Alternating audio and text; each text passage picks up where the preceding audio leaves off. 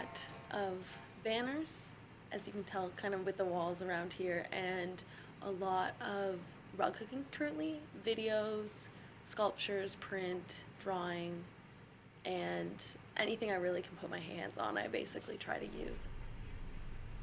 I discovered buttons back in the day when I was part of a youth feminist group, and we thought that making a button would be easy to get the message across with other people, and we can get them for free to other people quickly and wear them so that others can see it as well.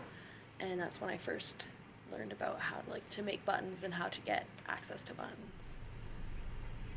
Like, I saw a button that was just kind of like on the ground one day, and it was of like someone's skin, and it was just like, I think it was just like a finger or something, but an exact finger.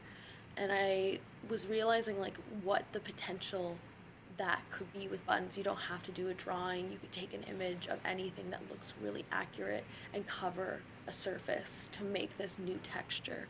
And that's a big thing for me, is I like texture kind of sensations.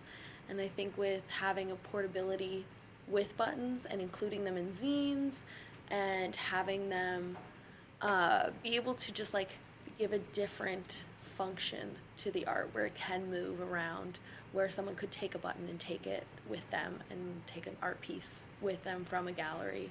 So there's this function of seeing it as like a wearable art, but also accessible.